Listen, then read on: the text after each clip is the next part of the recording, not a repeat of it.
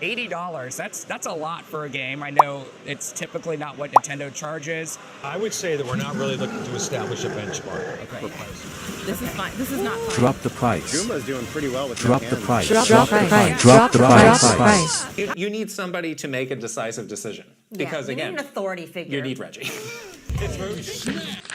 Hey guys, thanks for joining me in the first Community Notes. These videos will be highly edited and take a lot of my time, not to steal any credit from the content creators, more on that in a second. I'm hoping what sets my channel apart from other YouTubers, and yeah, there's tons of YouTubers that are parents, and we're all very busy, but I'm a full-time working dad. I consume a lot of content at my job. With that, I have a lot of time to listen to other people's opinions, and I've been wanting to make this video that just kind of merges everything that I've listened to for weeks and sometimes months into one video, and hopefully you all find that entertaining. So what about the people who aren't or can't be into gaming quite as much as the hardcore audience? That's where my channel comes in. If you enjoy it, definitely leave a like and subscribe. Leave a comment if you agree or disagree with anything in this video. And first and foremost, I wanted to say I don't take credit for any of the videos that I'm going to show with these other content creators. I do some editing, but their channels are their own, and I will put links in the description to their channels and also on video. Without further ado, can you believe it's been 3 weeks since the Nintendo Direct that showed off the Switch 2? To the day, 3 weeks ago. To me, it was just like yesterday. Time flies so unbelievably fast. You know, looking after my kids, working full time, keeping up with games, is just nuts. Enough interjecting for me. Here's some opinions from my favorite content creators. Hopefully they're yours as well. And if I missed any, or if you found some really spicy hot takes, or really funny comments or something like that, be sure to send them my way. Maybe I can cover it next time. Don't know what the next topic will be. We'll see. Anyway, on with the show. The $80 cost. Mario Kart World is $80. 80 US dollars to play your AA racing game? A single game. Everything's more expensive, right? Yeah, the accessories are more expensive than they've ever been. The new Pro controller is $80. A left and right Joy-Con, that's $90 now. They're $13 for the straps. But now the Pro controller is $85. A Joy-Con pair is $95. So we're talking over $100 with taxes for Joy-Cons. The charging grip is $40. A strap is $14.99. The wheel set is $24.99. The camera went up $5. The dock is now $120.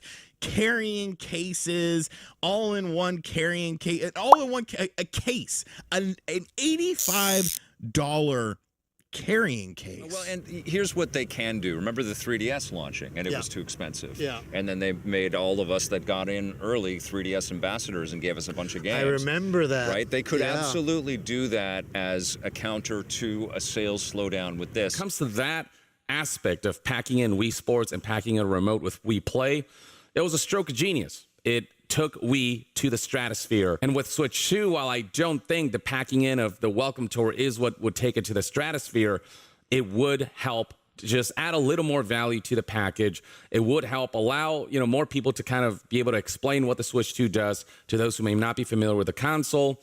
And it would just prevent a lot of negative PR that is associated with charging $10 for a game that clearly could be packed in. Now, the crazy part is that they had the opportunity to make this a really good release, and then slowly they are just doing the dumbest things ever. Like, if Mario Kart was $80, like, people would still be mad about that, but now you have this stuff where it's like, dude, why is this $80? I don't know what to say. It's Mario Kart. Like, other than improved visuals, are you missing out on anything by playing Mario Kart 8 and not playing Mario Kart World? I don't know what it would be. Like, in all honesty, I'm trying to think. Like, you probably could just play Mario Kart 8 and be okay. Unless you just really want to play as the cow. The $80 price point is something that we were hoping this Direct was going to justify, and I don't know if we got that. It's never exciting to spend more money on a game, but at least there's an understanding and a realization as to why. I don't really have that understanding and realization for Mario Kart World right now. I understand people are going to look at it and go, I'm going to get 200, 300 hours out of it. They're doing the math, and that's great. I almost wonder if the price point that Nintendo has currently would end up pricing out a large portion of the current Switch audience. So we believe, based on the depth and breadth of the play and the repeatability of the play over time, the pricing that we announced is the right pricing.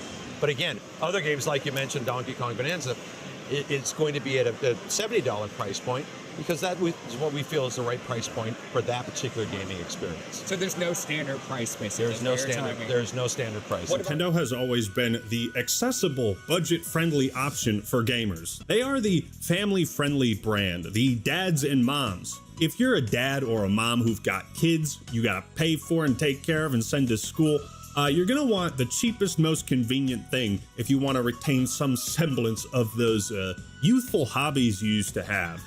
Look at you becoming a parent. Look at this guy, he reproduced. What a dork. I'm so lonely. Someone on the business side, can you shed any light on why you think USA has had so firm a grip on game prices for so long, and any considerations that are being made into how to increase with the $70 more recently, and now that Nintendo is going up to $80? I guess they're asking why in the US do you think that there's been more of this, like this set expectation for game price, whereas in other regions they have been more flexible? As far as prosperity is concerned, I think we kind of had a consistent price, throughout the world. Well, for the first parties, they are criticized not doing regional pricing. For some regions on PC and Steam, they lower the price based on the purchasing power of the consumers in the regions. I think the sustained price of the games helped consumers, in my mind, because the price increase in general term didn't affect the price as much. It only went up from 60 to 70 for the last 10 years or so once. And so sorry, I don't have an answer to that question. Sure. Yeah.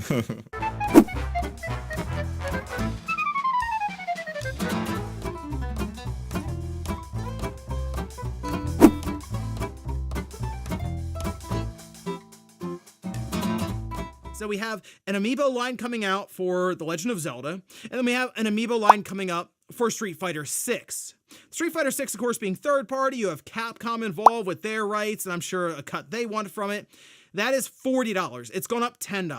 All right. The Legend of Zelda, the new line of amiibo here, that's $30. All right. So it's, again, amiibos. There was saving grace here too this whole time. I was like, at least the bundle is $500, so you get Mario Kart for $50 if you buy the bundle. Apparently that bundle is only until fall to kind of get people to rush out and buy it while they can save $30. Hot dogs.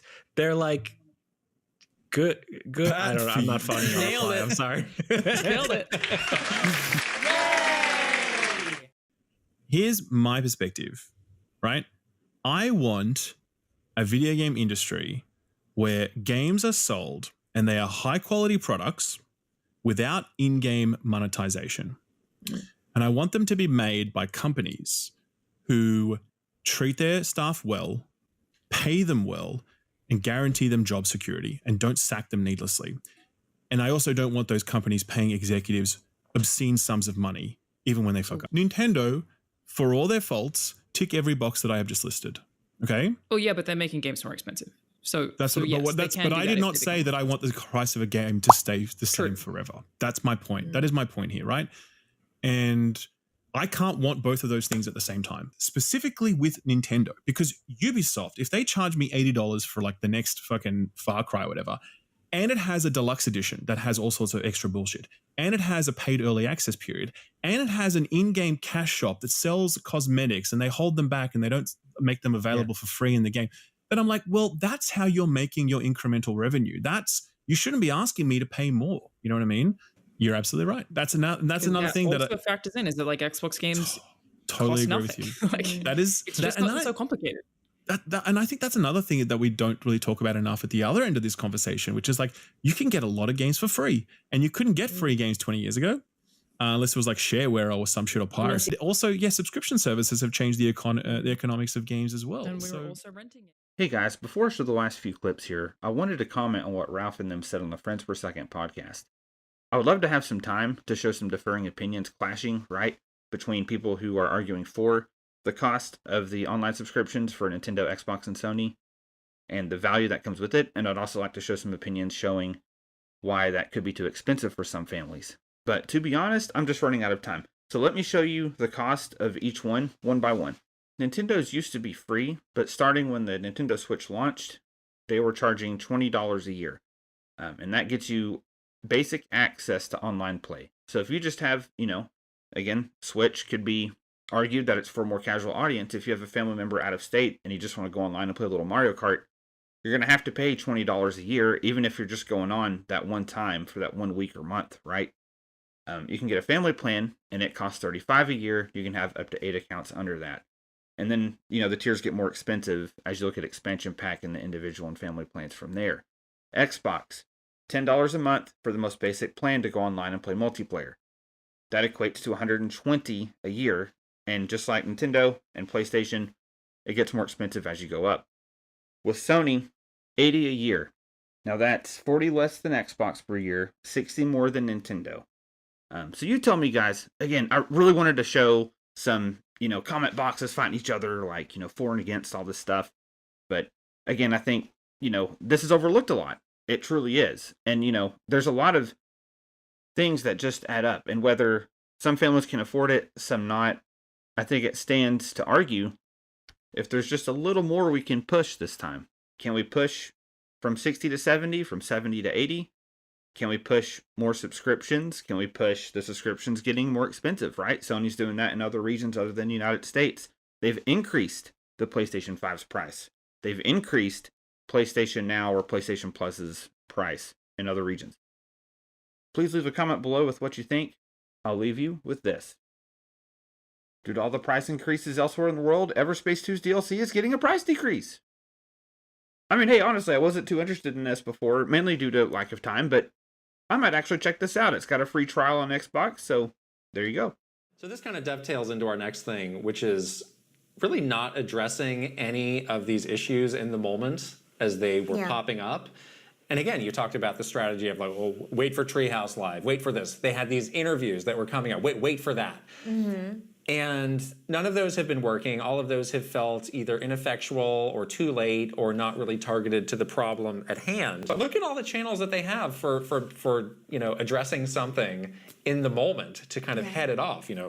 They were doing 2 days of Treehouse Live. It's like, no, we're just going to pretend that people are not shouting drop the price for 6 hours at a time. They have now Nintendo Today. That's a thing. Instead of me, they're showing me a silhouette of Mario and asking me who it is. They're spelling banana wrong. Yeah, they're misspelling banana. Great. I love this. They've got all the social media channels with all this reach. They do have lots of different avenues to get information out and to just address the concern. They're getting reports on the hour. You can get trapped on the situation at hand. And we've seen this happen. We get trapped in the reporting cycle. Where it's like, well, I can't do anything because I need more information. Mm-hmm. So I need another report. And then you get the report and it's like, oh, well, things have changed. Well, now I need to know what's happening next so I can react to that. Yeah. And you are unable to react as quickly as the information is happening and is changing. So you get paralyzed. You are, yeah. What was that called again? There was like a phrase for that they told us not to do at Nintendo. Analysis paralysis? Thank you. They used to teach us about analysis paralysis. It was a big problem. At Nintendo. We had like a seminar.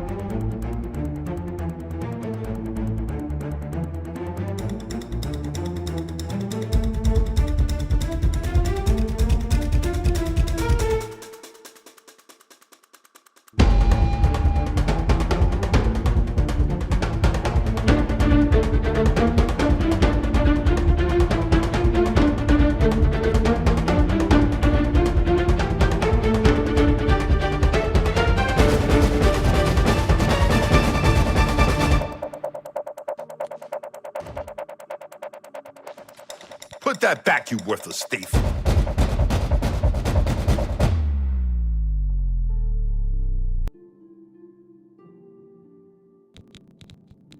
Then pay with your blood. Somebody help! Remember